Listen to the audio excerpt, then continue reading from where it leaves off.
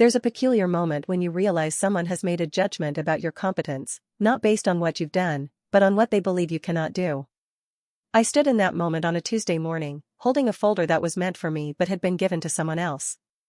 My manager, Victoria Chen, not the person I'd expected to disappoint me, though perhaps I should have, delivered the news with the kind of casualness that made it sting more than any direct criticism could. We were in her office at Infinity Technologies, the sort of sleek corporate space where natural light streams through floor-to-ceiling windows and makes everything seem temporary, including people's faith in one another. The office occupied the 32nd floor of a downtown tower, and from where I sat, I could see the city sprawling outward in all directions, a landscape of ambition and anonymity.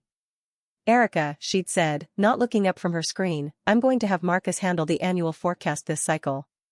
He's got fresher instincts." She paused, then added with a smile that didn't quite reach her eyes, "You've been solid, but this needs someone with a different perspective right now." I wanted to ask what she meant by fresher. Fresh compared to what?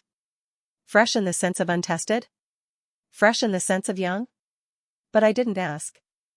I had worked at Infinity Technologies long enough to understand the unspoken hierarchies, the way certain qualities were valorized while others were taken for granted. Reliability, I was learning, was not the same as innovation in the corporate imagination. Accuracy was not the same as imagination. The folder in my hand suddenly felt like evidence of something I hadn't done wrong but also couldn't defend myself against. I was 34 years old, had worked at Infinity Technologies for 6 years, and had been the sole architect of the previous 3 forecasts. Each one had been accurate within a 2% margin, a metric Victoria herself had praised during performance reviews. But fresher instincts, apparently, trumped accuracy. The words felt like a door closing, quietly but firmly. I had joined Infinity Technologies during a period of rapid expansion. The company was in the fintech sector, building platforms that helped institutional investors navigate market complexity. I had been brought on as a junior analyst, fresh from a master's program in quantitative finance, eager and uncertain in the way that newly credentialed people often are. Over 6 years, I had worked my way up through careful, meticulous analysis. I had learned the company's data architecture, understood the peculiarities of the markets we served, developed a methodology that accounted for factors that other analysts often overlooked. I walked away without responding. There was nothing to say that wouldn't sound defensive, and I had learned long ago that defending yourself in these moments only compounds the problem. The best strategy was silence, distance, and the kind of internal processing that would either destroy me or teach me something valuable. I was betting on the latter, though I wasn't entirely sure. Back at my desk, I sat for a long time without opening any files. The office around me continued its normal rhythms. Colleagues moved between cubicles, discussed client portfolios over coffee, sent urgent emails with the kind of performative efficiency that made everyone look busy even when the work itself might not warrant such urgency. No one seemed to notice that something had shifted for me, though of course they wouldn't. These moments of professional diminishment are private, even when they happen in a public space. I found myself scrolling through the project history on my computer, a kind of digital archaeology of my own work. The first forecast I had prepared was 3 years ago, when Victoria had given me the assignment somewhat reluctantly, as though she were taking a risk on someone she wasn't entirely sure about. I remembered the pressure I had felt, the countless hours I spent refining the model, testing different variables, running simulations to ensure that my predictions would hold up under scrutiny. That forecast had been conservative. The market was bullish, analysts across the industry were predicting significant growth, and every instinct told me to be more aggressive in my projections. But I had resisted that impulse. I had stuck to the data, accounted for tail risks that others dismissed, and predicted a more modest trajectory. When the year ended and the actual market movement was nearly identical to my forecast, Victoria had called me into her office not to fire me but to praise me. She had said I had an uncommon ability to see through the noise. I had felt genuinely seen in that moment. The second forecast had been similar in approach but more sophisticated in execution. I had refined my methodology, incorporated newer data sources, and developed a more nuanced model of behavioral finance. Again, I had been contrarian, predicting slower growth than the consensus view, and again, I had been correct. By the third forecast, I had become the go-to analyst for this particular project. Victoria had started asking me for my input on other strategic questions. I had been included in senior planning meetings. I had felt, for the first time in my career, like I was moving in an upward trajectory that might actually continue. So the exclusion hit differently than it would have for someone just starting out. It wasn't about whether I could do the work. It was about being told that my work, my approach, my track record, none of it mattered as much as the undefined quality of freshness that Marcus apparently possessed. The 3 days that followed were strange in the way that rejection makes everything strange. I went to work, attended meetings, completed my assigned tasks with the same precision I always did. But there was a new awareness underneath it all, a quiet observation of how I was perceived, how I fit into the ecosystem of the company, whether my contributions mattered or if I was simply a component that could be temporarily sidelined. On Wednesday, I had lunch with a colleague named Paul, someone I'd worked with for several years in a loosely collaborative capacity. He was in a different department, managing client relations rather than analytics, so we didn't interact constantly, but we had developed a genuine friendship that extended beyond the professional sphere. We met at the small bistro 3 blocks from the office, a place where we could talk without worrying about being overheard. "You seem off," Paul said after we'd ordered our food. He had a way of noticing things that others missed, an attentiveness that made him good at his job and a decent friend. I told him what had happened. I didn't embellish or exaggerate. I simply stated the facts. Victoria had decided to give the forecast project to Marcus instead of continuing with me, and her reasoning was that Marcus had fresher instincts. When I finished, Paul was quiet for a moment. "That's strange," he finally said. "I've seen Marcus's work. He's competent, but he's not particularly visionary. He tends to follow conventional wisdom pretty closely." "Maybe that's what they want," I said, though I didn't believe it. "Maybe Victoria is tired of my conservative approach." "But your conservative approach is consistently accurate," Paul pointed out. "That's not something to move away from. That's something to build on." The conversation helped, though not in the way I might have expected. It didn't make me feel better about the situation. Rather, it clarified something I'd been uncertain about. My own assessment of my work was not distorted by ego or insecurity. I was good at what I did. The problem wasn't with me, it was with how I was being perceived and evaluated. That distinction mattered, though I wasn't sure yet what I was supposed to do with it. I watched Marcus, a capable but unremarkable analyst who had joined the company 2 years ago, settle into the work with an ease that suggested he'd been waiting for this opportunity. He was younger, more eager to please, less likely to question the assumptions that informed market predictions. I understood the appeal, even if I disagreed with it. His desk was positioned in a different area of the office, but I could see him from mine if I positioned my monitor just right. He seemed to be working energetically, making frequent trips to Victoria's office, sending emails to various stakeholders. He was doing what I would call performing competence rather than demonstrating competence. But the office rewarded that performance. By Friday morning, I had begun to construct a narrative about what had happened. I had decided that Victoria was insecure about her own decision-making, that she had wanted to prove something to her own management about her ability to recognize talent, that Marcus represented an opportunity for her to appear innovative and forward-thinking. It was a coherent story, and it made me feel less confused. It also made me feel somewhat superior, which was its own kind of poison. Then the board demanded my version. Victoria burst into my office without knocking, her face flushed with something between anger and panic. The calm professionalism she normally maintained had fractured, and what emerged was raw frustration. Her hands were trembling slightly as she closed the door behind her, a gesture that suggested this conversation was about to become more serious than anything we'd discussed in recent memory. "Why did the board demand your version?" she asked, but it wasn't really a question. It was an accusation wrapped in confusion. Her voice was strained, pitched higher than usual, carrying undertones of something that might have been fear. I looked up from my desk slowly, processing what she meant. The board, the actual decision-making body of the company, the people who answered to investors and shaped the strategic direction, had requested my forecast. Not Marcus's work, not his fresher instincts. Mine. The reversal was so complete, so sudden, that I had difficulty adjusting to it. "I don't know," I said, and I genuinely didn't. "I haven't spoken to anyone on the board." Victoria closed the door behind her, a gesture that suggested this conversation was about to become more serious. She sat down without being invited to do so, which was unusual. Victoria maintained boundaries carefully. She always knocked before entering someone's office. She always waited to be seated in meetings before speaking. She operated according to a precise set of social protocols that made her predictable in a way that the office seemed to appreciate. They said Marcus's projections were too optimistic. They wanted someone with a track record of conservative but accurate predictions. She leaned forward slightly, and I noticed her fingers gripping the edge of the chair. That's you.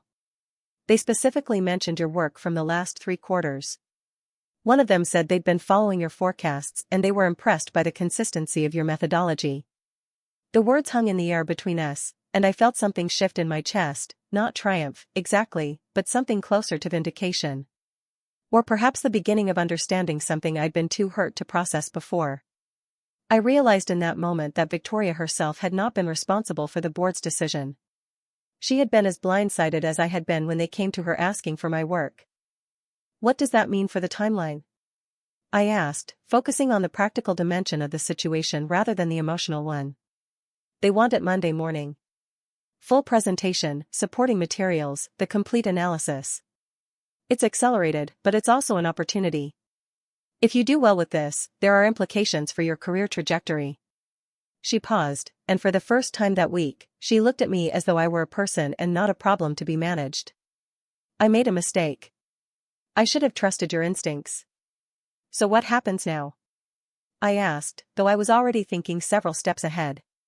Monday morning presentation meant I had roughly 48 hours to prepare something comprehensive. I would need to refresh the data, run new simulations, and ensure that everything was bulletproof in terms of methodology and presentation. She stood to leave, then hesitated at the door. For what it's worth, I wasn't trying to demean you. I thought Marcus needed the opportunity. I thought it was about development. It was about something else, I said quietly, not unkindly. It was about uncertainty. When you're unsure, you look for someone who seems more competent, even if competence isn't the same as competence. Victoria nodded, and there was something like sadness in her expression, perhaps recognition of her own pattern, or regret at having disrupted something that was working. She left without responding, and I was alone in my office again. The weekend I spent constructing the forecast was not about proving anything to Victoria or to the board. It was something quieter than that. I worked through the market data with the same methodical care I always brought to the work, but this time I was acutely aware of what had shifted. The exclusion, the reinstatement, the revelation, it had all clarified something that I'd been uncertain about before. I set up my home office on Friday evening, the small room that doubles as both a workspace and a repository for my personal projects. I had a second monitor, a desk that faced a window overlooking a residential street, and the kind of quiet that the office never afforded. I began by pulling together all the relevant data sources, market indicators, economic metrics, historical patterns, and behavioral finance studies that informed my approach. The methodology I used was something I had developed over years of incremental refinement. I built models based on multiple scenarios, each representing different assumptions about market conditions and behavioral patterns. Rather than trying to predict the single most likely outcome, I mapped out a range of possible futures and assigned probabilities to each. This approach necessarily produced more conservative predictions than conventional wisdom, but it also had an important virtue: it was honest about uncertainty. It didn't pretend to know things that nobody could know. As I worked through Saturday and into Sunday, I found myself reflecting on why I had chosen this approach in the first place. When I was first learning to do this work, I had been taught by professors and senior analysts who believed that the goal was to beat the market, to find the insight that others missed, to stake a claim to superior knowledge. That was the narrative of financial analysis, brilliant individuals identifying patterns that the crowd had overlooked, positioning themselves to profit from that insight. But my own experience had taught me something different. The market was complex in ways that defied simple pattern recognition. The factors that drove price movements were numerous and interconnected. Trying to identify a single decisive insight often meant missing larger structural patterns.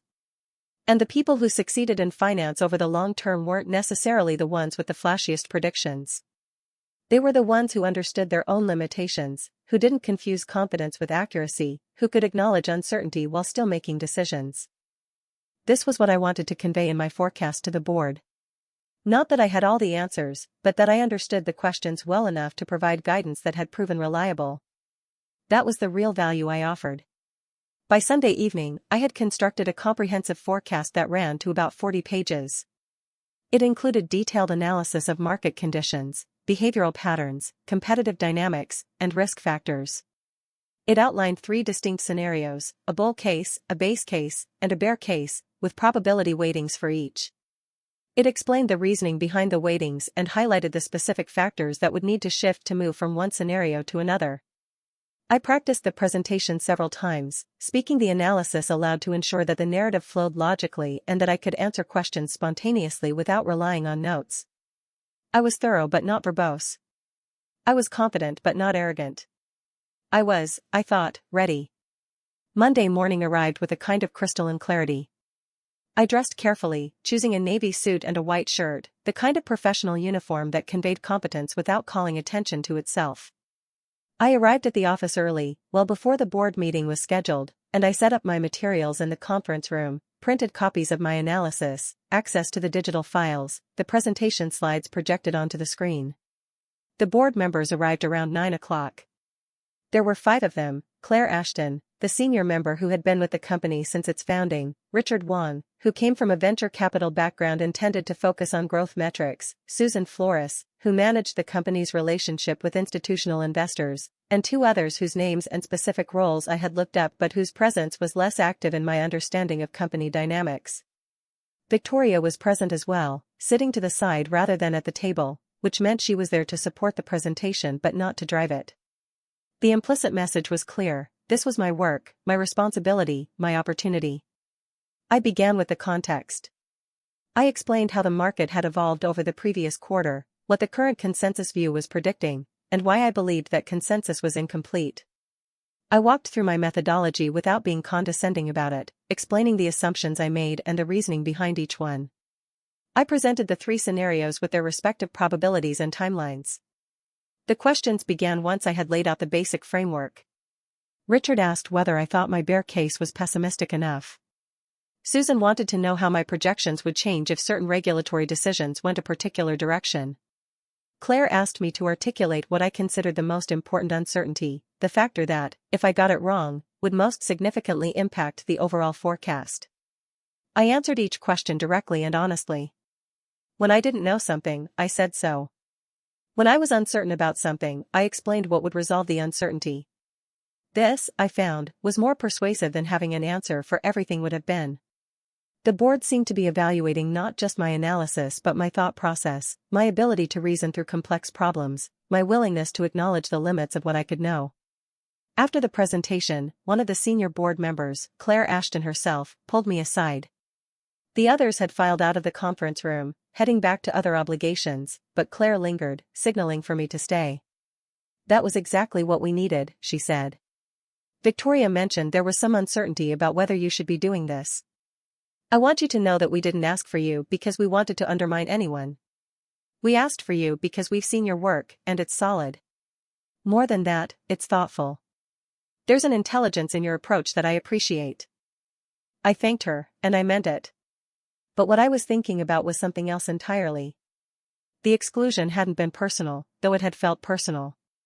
It had been about Victoria's own doubts, her own need to make room for someone who seemed to offer something different. And the reinstatement hadn't been a grand redemption. It had simply been the correction of an error in judgment. Claire continued, the board is considering a reorganization in the analytics division. We're thinking about creating a more senior role, something that would give someone like you more autonomy and more visibility with the decision-making level. I'd like you to think about whether that might be something you'd be interested in. We can talk in more detail after the dust settles on this forecast. When I left the conference room, I felt something that I might have expected to feel earlier: relief, satisfaction, a sense of things being set right. But what I primarily felt was something more ambiguous. It was gratitude for the opportunity, but it was also a kind of quiet sadness. The board wanted me not because they believed in my abilities before the situation with Marcus had forced them to reconsider. They wanted me because they had realized they were missing something in their strategic thinking, and they had identified me as the person who could provide it. That was valuable, but it was also a reminder that professional worth is never as stable as we would like it to be. Over the next several weeks, the dynamics at Infinity Technologies began to shift. Marcus was reassigned to a different project, one that was less strategically important, but that didn't feel like a demotion. Victoria and I developed a different kind of working relationship, one that was based on a more realistic understanding of our respective roles and limitations. She was my manager, but she was also someone who had made a mistake, and acknowledging that had created a different kind of trust between us. I found myself being included in more senior conversations. The board followed through on their suggestion about a reorganization, and I was offered a new position, senior analyst for strategic forecasting. The role was more autonomous, more visible, and came with a salary increase that was substantial enough to matter. I accepted without hesitation.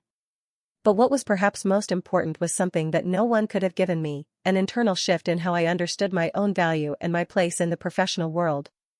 I had come into this situation believing, at some level, that my worth was determined by other people's recognition of my capabilities. Victoria's judgment that I was less valuable than Marcus had felt like a referendum on my actual value, not just on her assessment of my capabilities at a particular moment in time. This experience had taught me something different. My capabilities existed independently of whether Victoria, or the board, or anyone else acknowledged them. My track record was real. My methodology worked. My analysis was sound. Those things didn't change based on whether I was included or excluded from particular projects. What changed was other people's access to that value, not the value itself. This is the part that stays with me now, months later, as I continue my work at Infinity Technologies. It's not the vindication, though that was real. It's the understanding that came with it. We live in a world where our value is constantly being assessed and reassessed by people who see us only partially, who are working with incomplete information, who are themselves uncertain and sometimes projecting that uncertainty onto the people around them. The choice I had to make wasn't whether to be angry or to be gracious. Both of those impulses were present, and both were valid. The real choice was about what I would do with the knowledge I'd gained. I could use it as a weapon, proof that Victoria was wrong, that I was right, that I deserved more respect than I had been given. Or I could use it as information that could help me navigate the professional landscape more skillfully going forward. I chose the latter, and that choice had consequences that extended far beyond my relationship with Victoria or my position at the company. I continued to do my work with the same precision I always had. I became more explicit about my reasoning, more visible in my presentations, more willing to articulate not just what I predicted but why. I didn't become less reliable or more flashy. I simply became more present, more vocal about my thinking. I realized that part of the reason I had been overlooked wasn't just Victoria's bias toward freshness. It was also my own tendency to work quietly, to let my results speak for themselves, to assume that good work would naturally be recognized and valued. That assumption turned out to be dangerously naive. Good work is a necessary condition for advancement, but it is not sufficient. Visibility matters. Relationships matter. The ability to communicate your thinking clearly and compellingly to the people who make decisions matters. I had been excellent at the work itself but relatively invisible in the organizational ecosystem.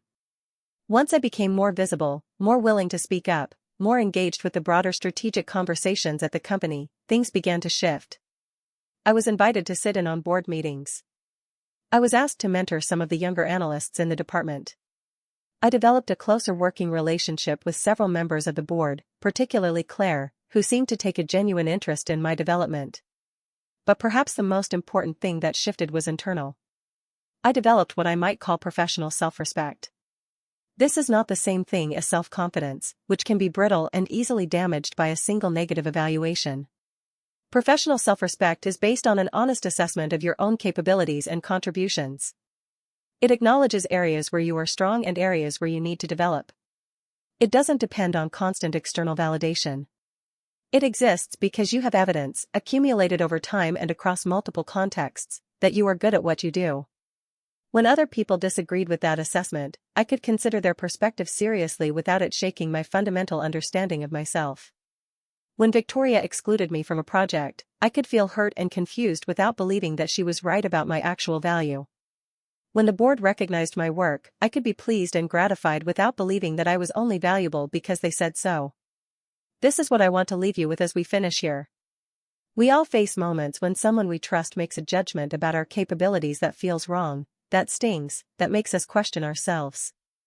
The impulse is to prove them wrong or to prove ourselves right. But the real power lies in something subtler, the ability to observe the moment clearly, to understand it without needing to fight it, and to continue forward with a quiet conviction about your own worth that doesn't depend on their confirmation. I am not unique in this experience. Every person who works in an organization, who cares about their career, who has invested themselves in becoming skilled at something, every such person will face this kind of moment.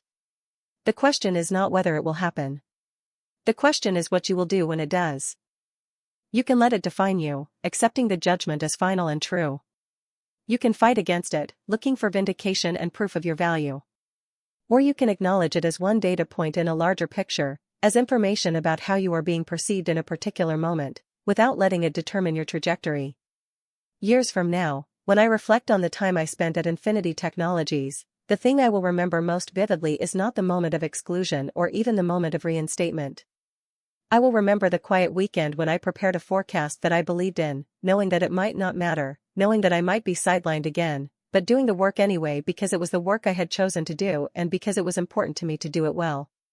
That's the forecast that matters most, the one you make about yourself, the one you believe in even when others are doubtful, the one that sustains you through the moments when you're on the outside looking in. That's the instinct worth trusting. It won't necessarily make you popular. It won't necessarily result in immediate recognition or promotion. But it will keep you whole in ways that external validation never can. It will give you a foundation that can't be taken away by a single manager's decision or a single board's preference. It will allow you to move through your professional life with a sense of integrity and purpose that is independent of other people's recognition of your value. That is what I learned from the forecast, though not in the way I might have expected to learn it. The real learning was not technical or strategic.